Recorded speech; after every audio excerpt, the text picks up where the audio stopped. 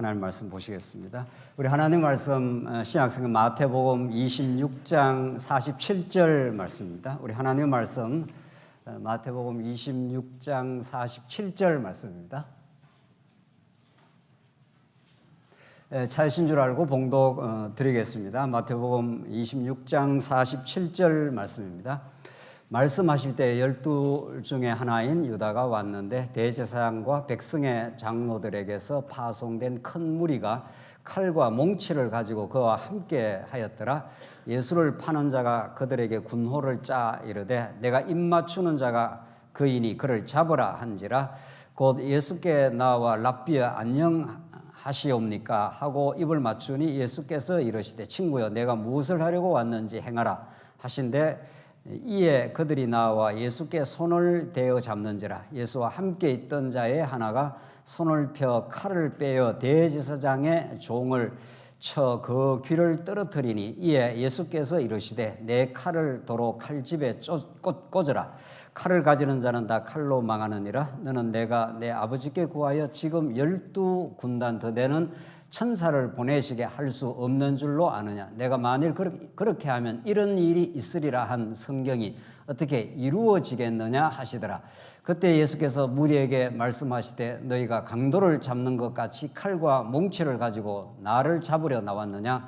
내가 날마다 성전에 앉아 가르쳤으되 너희가 나를 잡지 아니하였도다. 그러나 이렇게 된 것은 다 선지자들의 글을 이루려 함이니라 하시더라. 이에 제자들이 다 예수를 버리고 도망하니라. 56절까지 봉독드렸습니다. 성경을 통해서 복음을 안다 하는 것은 하나님이 어떠신 분인가를 알아가는 과정입니다. 하나님을 하나님답게 아는 것은 자신의 존재의 의미와 인간이 어떤 존재인지 하나님의 복음 안에서 어떤 새로운 정체성을 가지는지를 안다 하는 것과 동일합니다.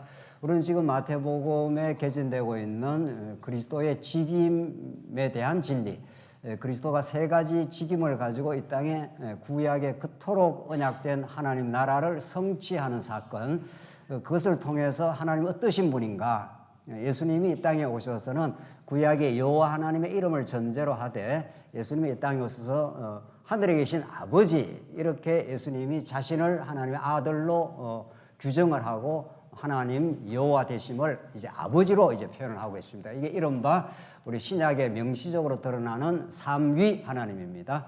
우리 성부 하나님 또 예수님이 하나님의 아들 되셔서 성자 하나님이고 그 모든 진리를 가르쳐 주시고 깨닫게 하시고 이 땅에 하나님 나라를 펼쳐가게 하시는 하나님은 성령 하나님이신 거죠. 이런 큰 틀 속에서 오늘 우리 예수님께서 이제 세 가지 직분 가운데 선지직, 왕직, 이제 마지막 제사직입니다.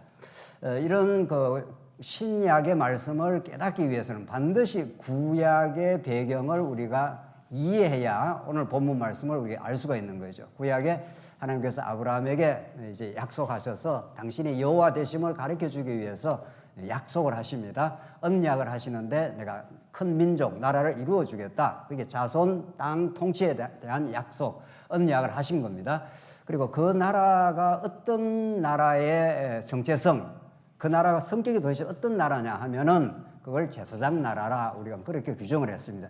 이 기본 구약의 틀을 잘 우리가 이해하고 그걸 근간으로, 그걸 뼈대로 이해할 때 우리 예수님이 왜 오늘 십자가에 죽으시는 그 길로 가는가 하는 예수님이 이 땅에 이루시는 하나님 나라가 어떤 나라, 이제 구약에 지금까지 말씀드린 제사장 나라를 지금 성취하기 위함입니다. 이 제사장 나라는 세상에 지금도 끊임없이 그 명멸하는 나타났다가 사라졌다가 나타났다가 사라졌다 하는 세상 나라. 우리가 구약으로 말하자면 애굽이라는 나라도 있었고 아수르도 있었고 바벨론도 있었고 이제 페르시아 바사 나라도 있고 그다음에 헬라가 등장하고 예수님 당시에 로마라고 하는 제국 나라가 있습니다. 하나님께서 그런 나라들을 자꾸 보여줍니다. 왜냐하면 하나님이 구약의 아브라함에게 이루시는 제사장 나라는 그 시대의 애굽이라든가 아수르라든가 바벨론이라든가 이런 세상 나라와는 극적으로 대비가 된다. 그걸 가르쳐 주기 위해서. 그러니까 하나님 나라는 이런 것이다라고 하면은 그게 이제 그 대비 효과가 없으면 잘 못 깨닫지를 못하는 거죠. 여기에 그 칠판에 만약에 칠판에 글을 쓸 때 이게 흰 분필이기 때문에 이렇게 보이지 않습니까? 여러분들이 이 칠판 색깔하고 똑같은 녹색을 그리면 안 보입니다. 이게 그러니까 이렇게 대조 혹은 대비를 통해서 우리 인간은 인식을 할 수가 있습니다. 그래서 하나님은 당신이 경륜하시고 당신이 구약에서 세우는 나라가 제사장 나라인데 그 수많은 제물들 또 제사장들의 등장 그리고 구약의 성막 혹은 성전에서 건물에서 제사를 드리는 그런 제사 제도를 통해서 이루시는 제사장 나라를 가르쳐 주기 위해서 애굽도 필요하고 아수르도 필요하고 바벨론도 필요합니다.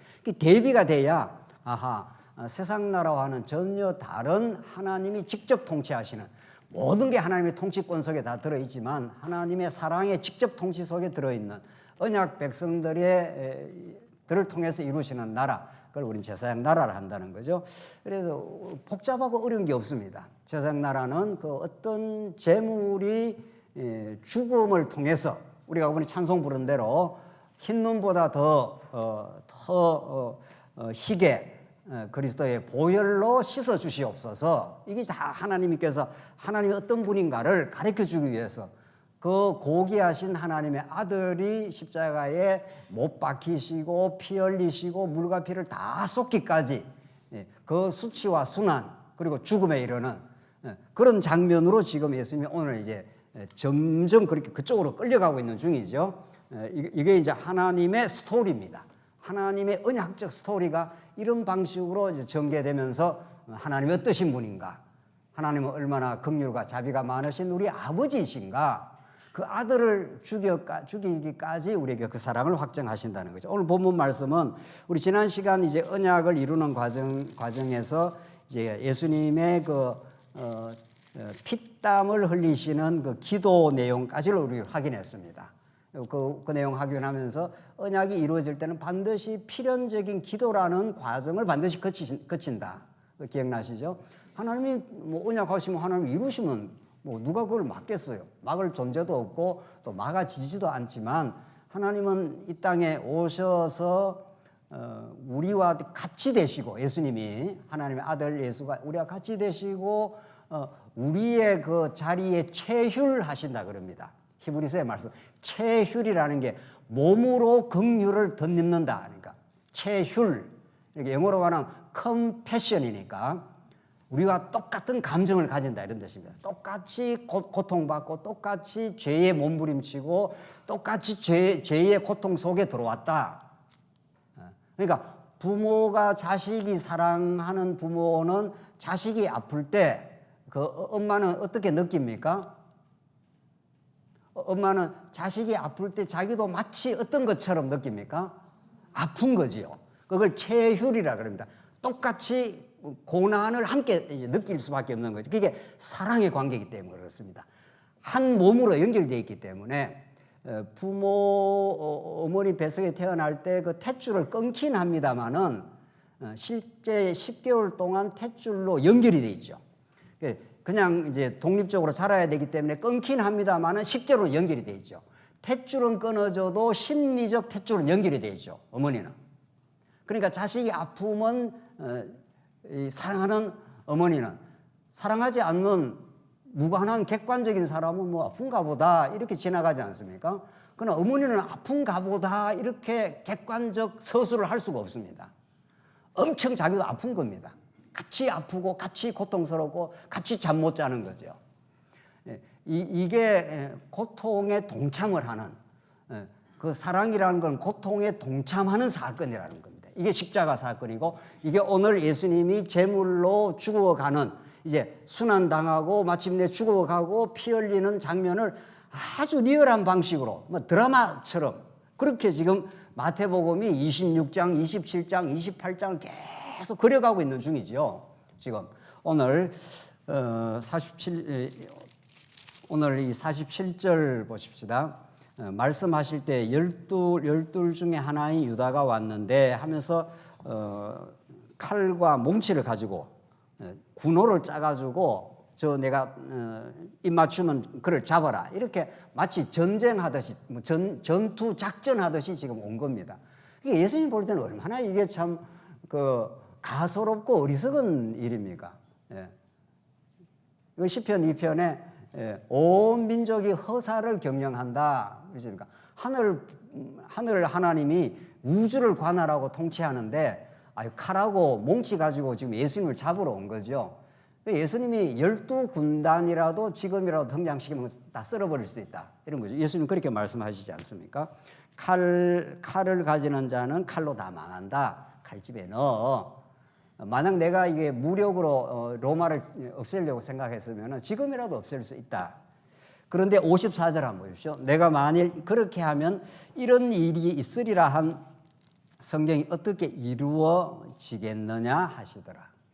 만약 그렇게 내가 다 무력으로 하늘의 12군단이라는 건 요즘 말하면 12사단 병력입니다. 수만 명이라도 내가 지금 동원하고 싹 썰어버릴 수도 있지만 그렇게 되면 성경에서 예수님이 왕이시지만은 가장 낮고 천한 모습으로 가장 순환받는 모습으로 도수장에 털 깎는 양처럼 끌려가는 모습으로 죽을 것이다 라고 이사야 53편에 이제 고난받는 종의 모습을 너무 리얼하게 잘 그려놨지 않습니까? 그게 어떻게 이루어지겠느냐? 아서라 이렇게 하신 거죠. 55절.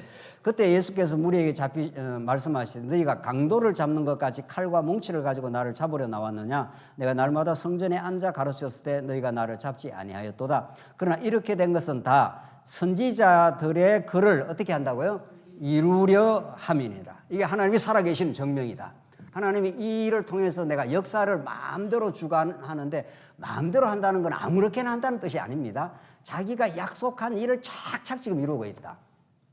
그래서 우리 그 앞에서 우리 26장 제일 앞에서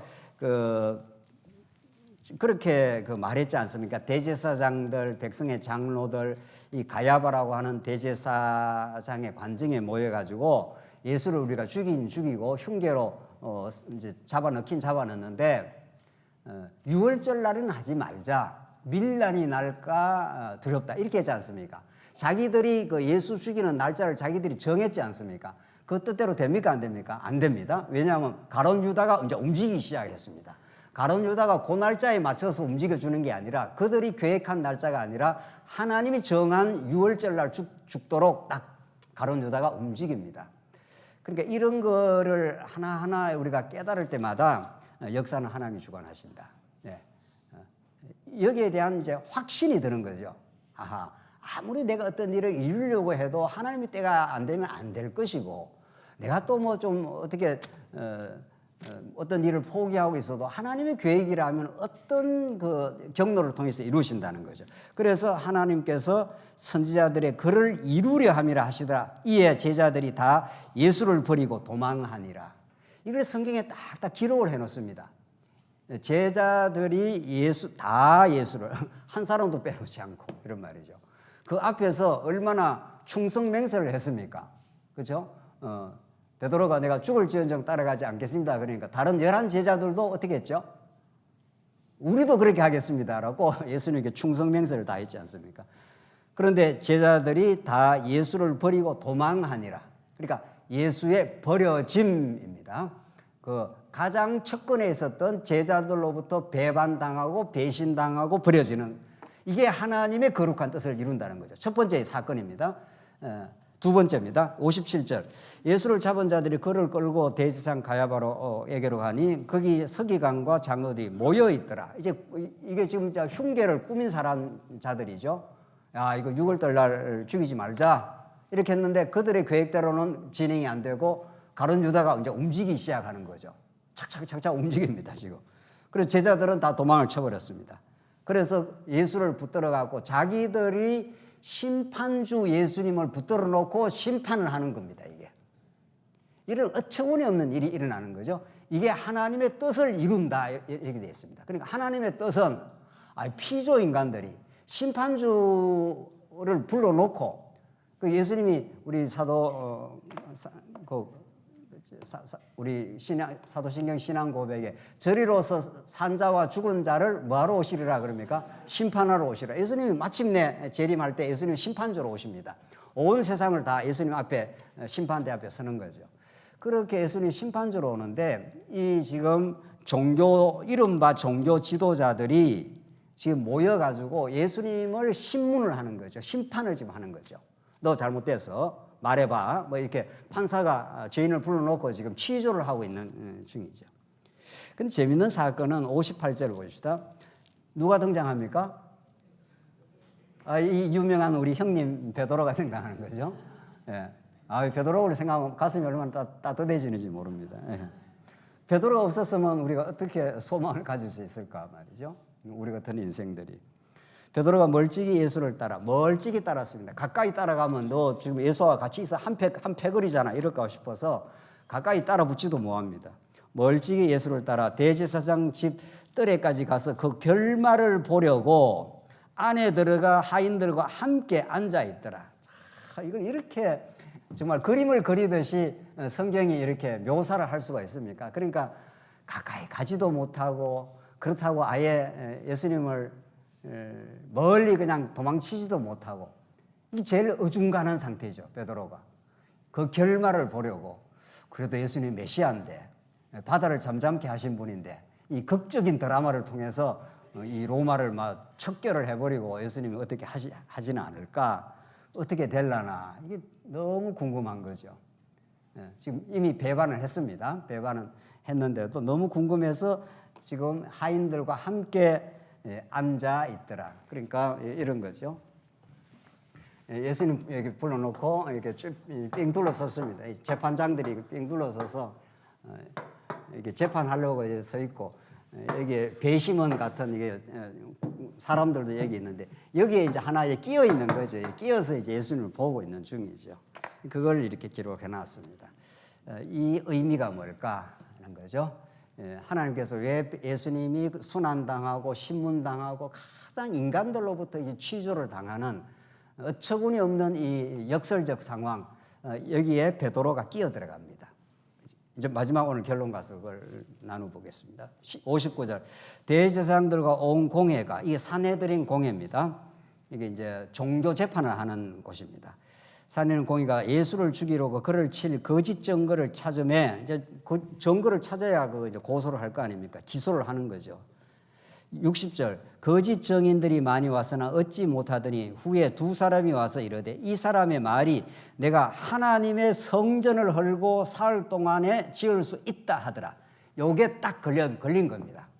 그러니까 검사가, 유능한 검사는 범죄자가 빠져나가지 못하도록, 결코 빠져나가지 못하는 어떤 죄가를 딱 잡아내야 그게 정의로운 검사가 되는 겁니다. 그래야 이 땅에 범죄자를 이제 척결할 수가 있지 않습니까?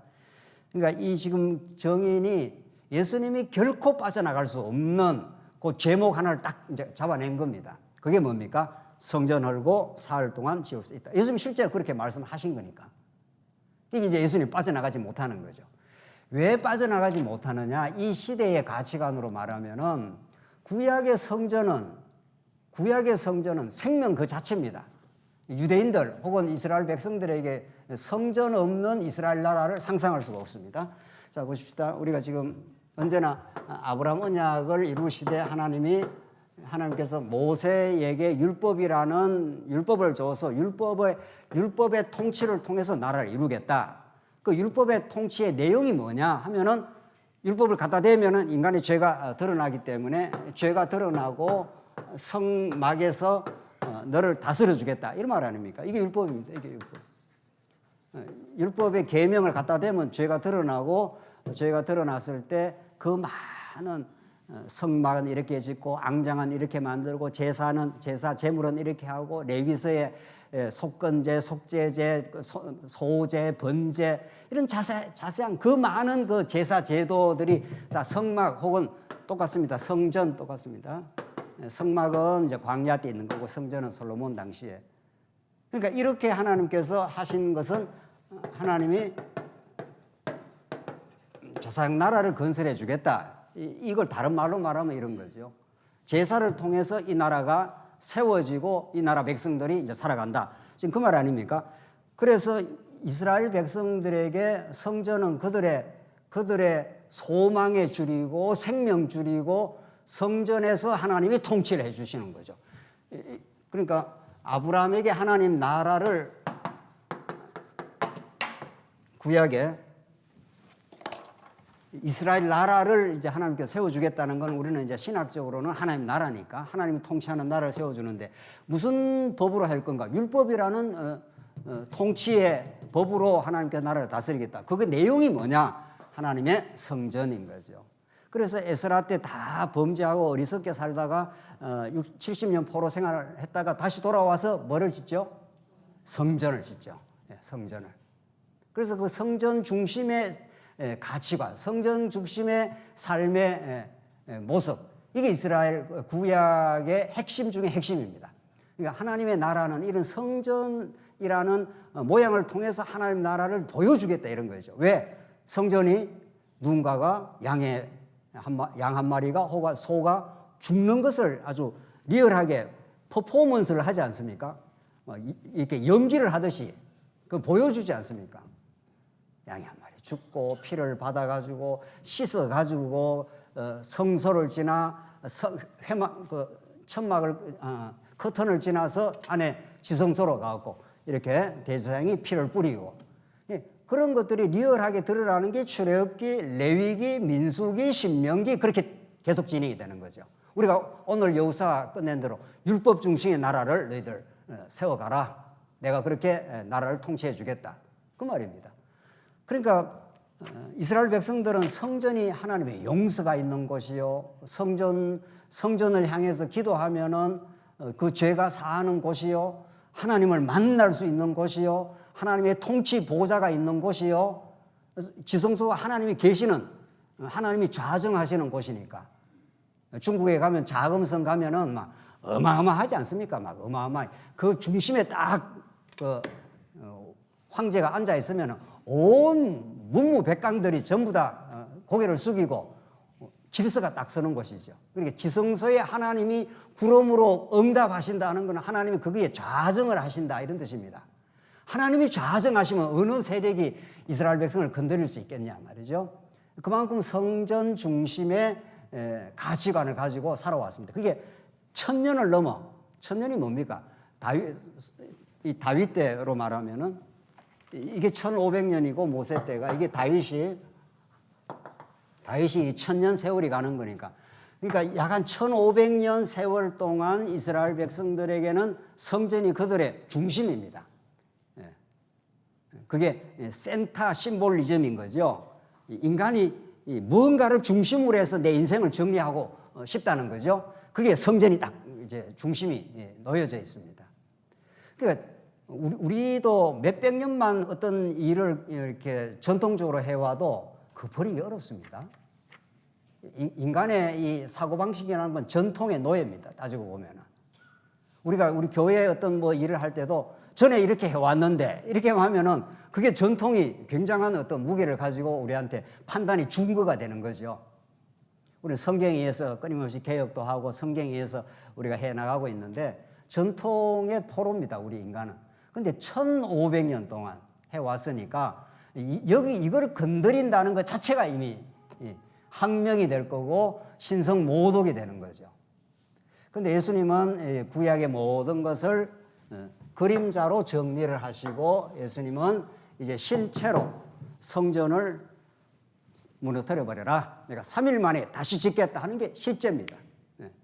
그러니까 여러분과 저를 이 건물 중심의 이 예배당, 건물 중심의 신앙생활로부터 여러분과 저를 자유하게 하신 겁니다. 예수님 안에서는. 그렇다고 뭐 주일날 온다든가 우리 수요일날 모임이 이걸 우리가 약화시키거나 그럴 이유는 하나도 없죠. 그 정도는 우리 말씀운동에서 말씀 들으면 다 기본으로 깔고 들어가는 거죠.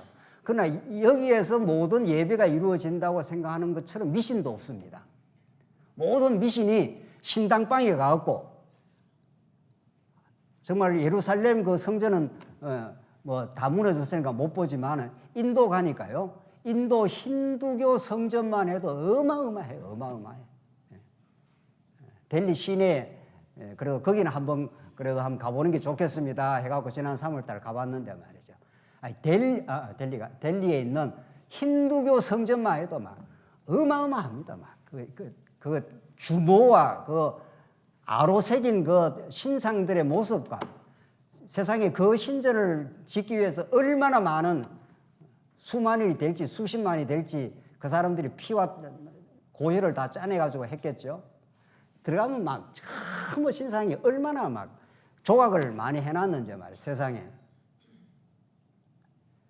베드로 성당이 지금 로마에 있는 베드로 성당이 120년 동안 지었습니다. 그게 지금으로부터 500년 전의 건물인데 말이죠. 지금도 그렇게 지을 수 있을까? 지금 현대식 이 건축 기술을 가지고도 그걸 지을 수 있을까 할 정도의 대리석으로 찬란하고 거대하고 그렇습니다. 여러분들 TV에 보시면 교황이 나와서 이렇게 손 흔들고 막 수만의 그 군중들이 그 늘어서 있는 그 베드로 성당 120년 동안 그 인간은 보이는 신전이 자기 삶의 중심이라 하면 그렇게 하는 거예요. 예수님이 그걸 싹 정리를 해버린 겁니다. 그러니까 여기 보이는 성전에 매여 있는 유대인들에게는 충격이죠. 이걸 헐으라고 하니. 그러니까 우리가 예수를 믿는 우리에게는 예수를 통해서 참 성전이지. 예수님은 부활의 성전이 되시고 예수님 3일 만에 헐어버려라. 내가 3일 만에 예수님 십자가 죽으시고 3일 만에 다시 살겠다. 그래서 진짜 예수님 살아나셨습니다. 그러니까 구약의 이 성전은 죽은 죄인이 어린 양의 피값으로 살아나는 곳입니다. 생명을 얻는 곳이라고. 이 부활의 성전이니까 성전을 상징하는 곳이니까 예수님 진짜 살아나 버렸어요. 그리고 성령을 보내서 우리가 예수께 붙은 바 되기 때문에 너희가 성전인지 알지 못하느냐. 사도 바울이 고린도전서에서 너희가 성전인지를 알지 못. 우리가 성전이에요. 이제 우리가 하나님을 모시고 살아가는 거룩한 전이 된 거죠. 그게 껍데기야. 껍데기는 비 안 맞게 하려고 이렇게 하나님께서 주신 거긴 하지만은 우리가 얼마나 소중하냐고요. 그런데 이거 짓느라고 이게 아니라 이거 이제 그 베드로 성당 짓느라고 120년을 걸렸어요. 그것도 지을 때 돈이 없으니까 뭘 통해서 면죄부 통해서 면죄부에 동전이 땡그랑 떨어지는 순간 연옥에 있는 영혼들이 어디로 올라간다고요? 천국으로 간다는 거예요. 이런 사기와 거짓말이 어디 있나요? 그게 중세시대에 통했습니다. 어마어마한 돈이 들어왔고 어마어마한 그 돈으로 그 빚가번쩍한 베드로 성당을 지어갖고 그게 마치 성당이다 해가지고 사람들을 현혹하지 않습니까? 거기로 우리 개신교라는 거는 그런 껍데기로부터 완전히 해방을 하나님이 시킨 거죠. 예수님이 그렇게 하셨고 종교개혁이 그렇게 한 겁니다. 그래서 여러분과 제 진짜 예배, 진짜 성전은 우리가 예수를 믿는 사람들, 예수의 새 생명 가운데 날마다 내가 십자가에 날마다 죽고 날마다 새로운 피조물로 하나님 은혜 속에 살아가는 사람들, 그런 사람들이 필요하니까 하나님께서 예배당이야 하나님께서 필요하니까 하나님이 주셨고 또 그렇게 힘을 모아서 한 것뿐인 거죠. 그건 감사할 일인 거죠. 그러나 거기다가 무슨 의미를 부여해갖고 그렇게 우리는 안 하지 않습니까? 그래서 하나님께서는 이 성전을 헐고 사흘 동안 지을 수 있다 하더라 하는 이게 그 시대에는 예수님에게 딱 이제 죽일 수 있는 제목이 된 겁니다. 감히 성전을 건드려 이렇게 되는 거죠. 이 성전에서 이 제사장들이 힘을 쓰는 곳이란 말이에요. 이 구약의 제사장은 힘을 쓰는 곳이 아니라 죽어 새 생명을 살리는 곳인데 예수님 당시에는 성전에서 장사꾼들이 장사하고 말이죠. 제사장들이 모든 이권을 다 챙기고 말이죠. 그래서 교회는 그런 이권이 작동하는 곳이 아닙니다. 어떤 이권도 교회는 작동하는 곳이 아닙니다. 그래서 순수한 연보로만 하나님께서 교회를 세우게 되어 있습니다. 이 원칙과 이 보험적 원칙을 조금 이제 벗어나기 시작하면은 바로 지금 처음에 약간 벗어나는데 조금 세월이 가면은 그게 정당화가 되어버려요. 그게. 그래서 예수님이 그렇게 이제 죽음의 죄목에 딱 걸리는 겁니다. 92절 대제사장이 일어서서 예수께 묻되 아무 대답도 없느냐 이 사람들이 너를 치는 증거가 어떠하냐 하되 예수께서 침묵하시거늘 이게 이사야 53장에 도수장에 끌려가는 어린 양이 말없이 끌려갔다 그럽니다. 예수님 말 같지 않는 소리이기 때문에 대답을 안 해주신 거죠. 침묵하시거늘 대제사장이 이르되 내가 너로 살아 계신 하나님께 맹세하게 하노니 내가 하나님의 아들 그리스도인지 우리에게 말하. 두 번째 제목이 딱 걸립니다. 첫 번째는 성전에 걸렸고 두 번째는 너 하나님의 아들 그리스도인지 우리에게 말하라. 64절 예수께서 이르시되 내가 뭐라고 그랬습니까? 말하였느니라. 너 맞아. 네가 말하는 게 맞아. 이러니까 또 뒤집어지는 거죠. 이거 예수가 지금 힘없이 지금 끌려와가고 있는데 하나님의 아들 그리스도, 하나님의 아들이라는 것은 구약시대 때 다윗 때부터 이제 아들이라는 사상이 본격적으로 드러나는데 하나님은 이스라엘을 너는 내 아들이고 솔로몬 보고 하는 이야기입니다. 너는 내 아들이고 나는 너의 아버지가 된다. 따라서 너가 죄를 범할지라도 너가 죄를 범해도 인생 채찍과 사람의 매와 인생 채찍으로 때리긴 하지만 사울의 때처럼 은총을 빼앗지는 않는다. 이게 다윗 언약입니다. 다윗 언약 때 하나님은 솔로몬 혹은 솔로몬으로 대변되는 이스라엘을 뭘로 삼습니까? 아들이라 그럽니다. 굉장히 중요한 부분이죠. 그러니까 하나님은 이스라엘과 관계가 아들 관계라는 거예요. 다윗 언약이. 그러니까 하나님과 아브라함, 하나님과 다윗의 언약 관계라 그러지 않습니까? 하나님은 언약을 맺었죠. 그 언약 관계를 다른 말로 바꾸면 무슨 관계입니까? 아버지와 무슨 관계예요? 아들의 관계예요. 여러분들 아버지와 우리 육신으로 아버지와 아들은 뗄 수가 없지 않습니까? 그렇죠? 뭐 자식이 공부를 못한다, 자식이 사고를 친다. 그래도 아버지와 아들 관계는 바뀌지 않습니다. 그러나 사회적 관계는 사장과 직원 관계는 직원이 잘못하거나 회사에 해를 끼치면은 그 관계가 계속 유지가 됩니까? 영원히 유지됩니까? 안 되죠. 사장이 회사에 해를 끼치면 당장 잘라버리지 않습니까? 그 아버지와 아들 관계는 잘라집니까? 안 잘라집니까? 안 잘라진다 이런 말입니다. 그게 언약 관계입니다. 하나님이 한번 언약을 맺으면은 그 언약적 사랑이 영원하다. 그걸 가르쳐 주시려고 하나님은 다윗을 아들이라고 한다고요. 그래서 이 아들 다윗, 그다음에 솔로몬 혹은 르호보암 등등등등 시드기야 등등등등등등등등 이렇게 아들로 가면서 그 아들이 왕 역할을 하는 거죠. 그렇잖아요. 그래서 우리 마태복음 1장 1절에서 아브라함과 다윗의 자손 예수 그리스도의 어떻게 계보라. 이렇게 하면서 아브라함이 이삭을 낳고 이삭이 나오고 그게 아들이에요. 영어로는 father 이렇게 되어 있지만은 아브라함이 이삭의 아버지다 이렇게 우리말 번역에는 낳고 그 말 아닙니까? 아버지라의 아들을 낳죠. 그러니까 낳고 하는 이 아들로 이어지는 이 메시지가 왕의 족보를 지금 가르쳐 준다고요. 그러니까 유대인들에게는 다윗의 아들, 다윗의 자손으로 왔다는 것은 왕이다 이런 말이라고요.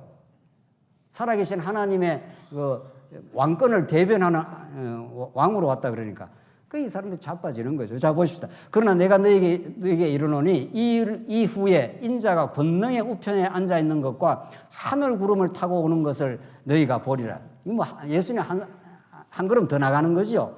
인자가 권능의 우편에 하늘 보좌의 우편에 앉아서 하나님과 동등 권세를 가지고 있다. 그러니까 아들은 아버지와 동등 권세입니다. 이거 얼마나 중요한 복음의 메시지입니까? 예수님이 하나님의 아들 하는 것은 아버지와 동등 권세예요. 하나님 아버지와. 그러니까 우리는 여호와 하나님인데 언약의 하나님은 여호와 하나님인데 그 여호와 하나님이 신약에 드러나서 그 언약의 하나님을 아버지와 아들 관계로 이제 설명을 하는 거죠. 그래야 여러분과 제게 가장 잘 설명이 되니까. 그렇죠? 그래서 하나님이 아버지고 예수님이 아들이 되는 거죠. 그리고 그 아들을 믿으면 우리도 뭐가 되는 겁니까? 아들들이 되는 거죠. 그래서 아들은 아무 공로 없이 아들이 되는 겁니다. 세상에 아들이 아버지한테 앵벌이 하듯이 껌 팔고 뭐 팔고 해서 이렇게 아버지한테 잘 보여갖고 아들 되는 아들이 있습니까? 그런 걸 앵벌이 신앙이라 그러는 겁니다. 그러니까 아버지한테 뭘 잘 해가지고 아들이 되는 그런 아들은 없지 않습니까? 아들은 아무것도 안 해도 우리 저 뒤에 우리 아들들 있잖아요. 예. 아무것도 안 해도 집에서 우리 아들들은 아들이 이제 셋인데 우리 자녀가 셋인데 밥만 축내는 거죠. 그렇죠? 야, 참 말이 거칠다. 뭐 자식들 하는 거는 밥만 축내고 축내는 것밖에 없어요. 집에서 축내는 것밖에 없어도 아버지는 너무 허무한 겁니다. 이게 아들입니다. 아들은 아버지의 무한한 사랑 속에 그 사랑을 소비하고 사랑을 누리고 사랑으로 당당하고 이런 겁니다. 집에 아무 기여를 안 해도 나중에 장가가고 나이 들면 좀 기여나 인간적으로 하는 자식은 있습니다만은 아무 기여를 안 해도 아들 되는데 아무 장애 요인이 있습니까? 없습니다. 아들이라는 게 그렇게 중요합니다. 아들이라는 게. 그래서 아버지와 아들 관계라는 게 이게 상속 관계란 말이죠. 아버지의 모든 걸 자식이 그냥 줘요. 자식 탕자가 한 일은 범죄한 것밖에 없는데 아버지는 탕자가 범죄하고 돌아오는데 나가서 끌어안고 죽었던 내 자식이 돌아왔다. 풍하고 울려라. 소를 잡아라. 살찐소 잡아라. 너 이 모든 것이 다 너의 것이다. 이렇게 해주는 거란 말이죠. 이런 종교는 기독교밖에 없는 거죠. 모든 불교, 유교, 이슬람교 모든 거는 인간이 뭘 잘 해야 돼요. 신 앞에 잘 해야 돼. 신 앞에. 이래도 별로 안 놀라는 눈치예요. 이래도. 이게 얼마나 다른가 말이죠. 얼마나 복음과 비복음, 복음과 복음 아닌 종교와. 그러니까 여러분과 저는 교회당에 나와서 말씀을 누린다는 것은 이 권능의 우편에 앉으신 우리 예수님이 우리를 그가 진짜 왕이신데 왕 중의 왕이신데 우리를 아무 조건 없이 아들을 삼아줬다. 그래서 하늘 구름을 타고 오는 것을 너희가 보리라. 예수님이 아버지로부터 통치권을 다 부여받고 이 땅을 통치하러 오실 것에 대한 상징입니다. 65절 이에 대제사장들이 자기 옷을 찢으며 이르되 그가 신성모독하는 말을 하였으니 어찌 더 증인을 요구하려. 신성모독죄에 걸린 겁니다. 두 가지. 첫 번째는 성전을 허물겠다. 두 번째는 내가 하나님의 아들이라. 내가 만왕의 왕이다. 이런 뜻입니다. 여기에 예수님이 딱 걸린 거죠. 60절 너희 생각은 어떠하냐 대답하여 이르되 그는 사형에 해당하니라 하고 이에 예수의 얼굴에 침 뱉으며 주먹으로 치고 어떤 사람은 손바닥으로 때리며 이르되 그리스도야 우리에게 선지자 노릇을 하라. 너를 친 자가 누구냐 하더라. 이렇게 예수님의 수치를 가합니다. 여러분과 제가 다 경험해야 되는 우리 죄 때문에 우리가 겪어야 되는 수치, 모욕감입니다. 인간이 수치와 모욕감처럼 이렇게 견디기 어려운 게 없습니다. 고통보다 육신의 고통보다 더 고통이 심한 게 여기 나오죠. 침을 뱉어버리는 거죠. 우리 보통 사람한테 만약에 침을 뱉었다 하면 그건 완전히 철천지 원수가 될 거예요. 그렇게 못하지 않습니까 우리가요. 그런데 예수님께 그렇게 해버린 거죠. 이토록 예수님이 낮아지시고 순환과 수치의 자리까지 내려가서 우리의 모든 죄를 걸머지십니다. 오늘 마지막 대목 베드로의 이제 부인 장면인데 69절 베드로가 바깥들에 앉았더니 한 여종이 나와 이르되 너도 갈릴리 사람 예수와 함께 있었도다 하거늘 베드로가 모든 사람 앞에서 부인하여 이르되 나는 내가 무슨 말을 하는지 알지 못하겠노라. 이거 완전 오리발입니다. 세상에 이런 오리발이 어디 있습니까? 왜 베드로가 모릅니까? 다 알죠. 이 첫 번째 부인 71절 안문까지 나아가니 다른 여종이 그를 보고 거기 있는 사람들에게 말하되 이 사람은 나사렛 예수와 함께 있었도다 하며 베드로가 맹세하고 또 부인하여 그냥 부인 정도 아니라 내가 결코 말하노니 이런 말이죠. 맹세까지 했습니다. 부인하여 이르되 나는 그 사람을 알지 못하노라 하더라. 두 번 부인. 세 번째 73절 조금 후에 곁에 있는 사람들이 나와 베드로에게 이르되 너도 진실로 그 도당이라 내 말소리가 너를 표명한다. 너 말 들어보니까 갈릴리 사람이야. 갈릴리 사투리야. 뭐 이런 거죠. 예. 우리 뭐 경상도 사람 혹은 뭐 저희 호남 사람 말소리 딱 들어보면 저 사람이 어떤 거 알잖아. 이 말소리가 갈릴리 사람이야. 이런 거죠. 74절. 그가 저주하며 맹세하. 이게 이제 마지막입니다. 세 번째는 아예 저주까지 해버렸습니다. 이 정도 나간 거를 많이 나갔다 그러죠. 세상 말로 말하면은. 조금 나간 게 아닙니다. 나는 그 사람을 알지 못하노라 하니 곧 닭이 울더라. 이에 베드로가 예수의 말씀에 닭 울기 전에 내가 3번 나를 부인하리라 하시며 생각나서 밖에 나가서 심히 통곡하니라. 이 장면을 누가복음은 어떻게 기술하는가? 누가복음 22장 61절 한번 보겠습니다. 자, 한번 보겠습니다. 이건 같이 한번 한번만 같이 한번 읽어보겠습니다. 시작. 주께서 돌이켜 베드로를 보시니 베드로가 주의 말씀 곧 오늘 닭 울기 전에 내가 3번 나를 부인하라 하심이 생각났어. 여기까지만 하면 됩니다. 밖에 나와서 통곡합니다. 여기는 마태가 기록하는 거하고 약간 이제 다릅니다. 각 기자들이 그걸 서술하는 게 조금씩 다른 거죠. 여기서는 주께서 돌이켜 베드로를 어떻게 했다 했습니까? 보시니 했습니다. 이 마태복음에는 그 말이 없고 누가복음에는 이 말까지가 추가가 되어 있습니다. 이 말이 얼마나 중요한 말인지 모릅니다. 우리는 마태복음만 읽는 게 아니니까 누가, 마가, 요한복음 다 우리 종합해서 다 읽지 않습니까? 예수님이 직접 봤다는 겁니다. 이 눈이 마주친 겁니다, 이제. 눈이.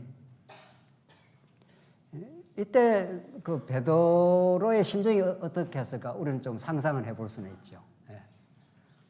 내가 죽을지언정 예수님 내가 배신 안 한다. 죽을지언정 따라간다. 이렇게. 그 말을 좀 안 했으면 좋았을 뻔했잖아요. 우리 베드로 형님이 말이죠.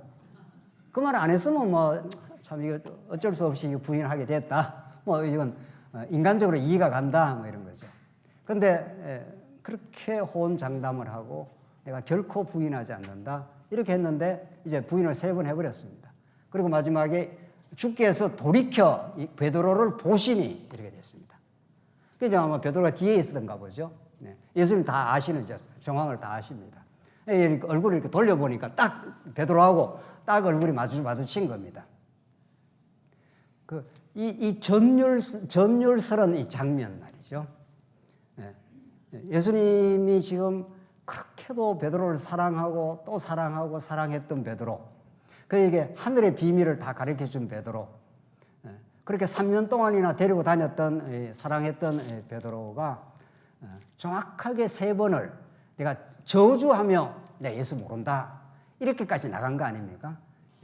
그때 예수님의 심정이 이런 때려 죽일 놈이 있겠나 이렇게 했겠냐고요. 그렇게 안 했습니다. 그렇게 안 하고 어떻게 바뀌었어요?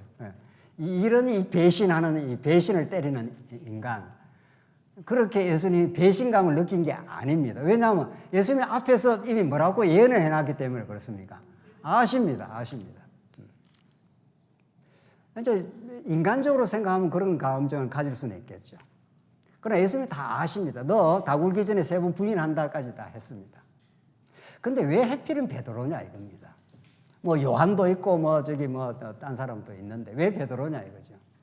왜 베드로가 여기 이렇게 등장을 해야 되느냐 이거죠. 우리 마태복음 앞에서 보면은 교회가 세워지는 신앙 고백이 있는데, 너희들은 나를 누구냐? 그러니까 베드로가 멋진 그 고백과 답을 했습니다. 주는 뭐라고 그랬습니까? 그리스도시요 살아계신 하나님의 아들입니다.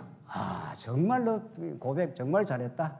정말 예수님 칭찬까지 해주시고, 그 고백을 하게 된 건 너 혈육이 아니라 하나님 아버지가 너에게 그 깨달음을 줘서 고백했다. 그래서 교회는 2가지 기초 위에 세워집니다.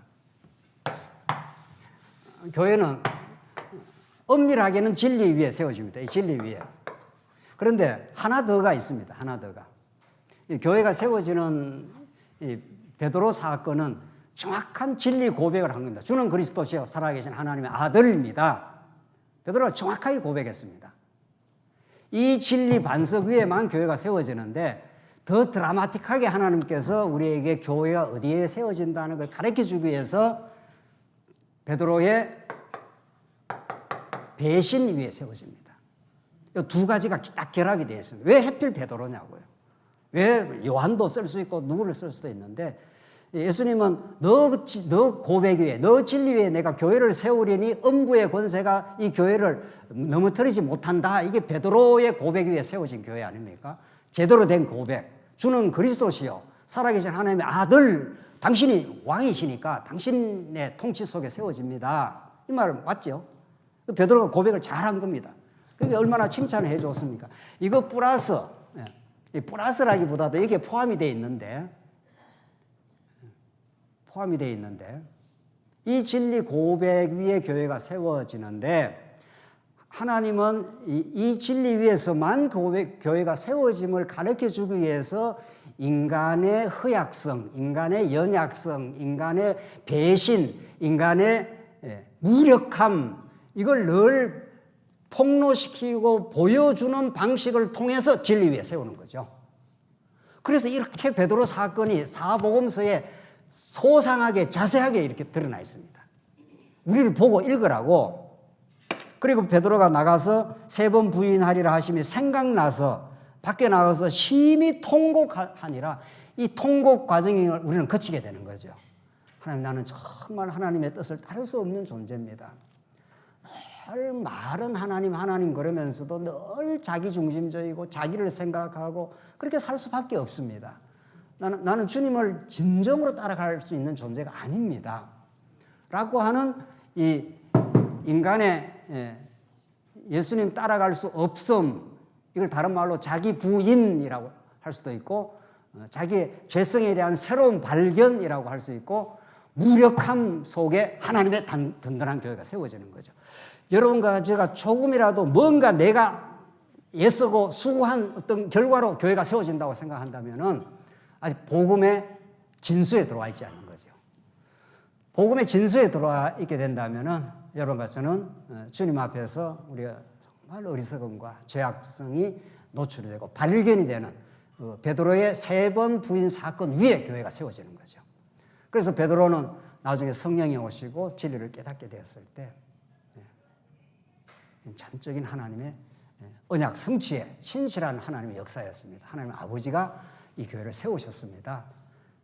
라고 그렇게 세워져야 되는데 베드로 성당은 로만 가톨릭의 베드로 성당은 베드로를 교황으로 세워서 추앙하면서 거짓의 길을 가고 말아버린 거죠. 여러분 제가 오늘 이 마태복음의 이 놀라운 진리의 깨달음을 최종적으로 디모데후서 2장을 읽고 오늘 끝내죠. 디모데후서 2장 11절 말씀입니다. 디모데후서 2장 11절 읽겠습니다. 미쁘다 이 말이요 우리가 주와 함께 죽었으면 또한 함께 살 것이요 참으면 또한 함께 왕노릇 할 것이요 우리가 주를 부인하면 주도 우리를 부인하실 것이라. 우리는 미쁨이 없을지라도 주는 항상 미쁘시니 자기를 부인할 수 없느니라. 이게 참 신실한 말씀이다. 바울이 말하면서 우리가 주와 함께 죽었으면 함께 살 것이요 참으면 함께 왕노를 할 것이요. 우리가 이렇게 하면 이렇게 된다. 우리가 주를 부인하면 주도 우리를 부인하게 된다. 그럼 날마다 부인합니다. 베드로가 3번 부인했다는 건 상징적 사건이고 하나님이 붙드시지 않으면 언제나 우리는 하나님의 영광보다는 자기를 위해 삽니다. 목사도 마찬가지예요. 어떤 교회 직분자도 하나님 붙드시지 않으면 주를 위해서 한다고 하면서도 실상 그 속을 들여다보면은 자기를 위해서 할 때가 얼마나 많은지 모릅니다. 13절이 복음의 마지막 결론입니다. 오늘 우리는 미쁨이 없을지라도 우리는 신실하지 않을지라도 우리는 하나님 앞에 그렇게 믿음 따라 살지 못할지라도 주는 항상 미쁘시니 자기를 부인할 수 없느니라. 이래서 복음이 되는 겁니다. 이게 오늘 베드로의 3번 부인 위에 하나님의 교회가 세워지는 사건을 바울은 이렇게 설명을 하고 있는 중이죠. 우리는 미쁨이 없을지라도 우리는 조금 주님을 따라가다가도 또 자기를 챙기고 자기 영광을 챙기고 자기가 더 중요하고 뭐 이렇게 되는 거죠. 하나님의 영광보다는. 그런데도 주님은 항상 미쁘시니 자기를 부인할 수 없느니라. 주님은 언제나 신실하시니 영원히 신실하시니 그분의 사랑이 우리가 언제나 함께 하시니 우리가 여기에 설 수 있는 거죠. 주의 이름 때문에 우리가 설 수 있는 거죠.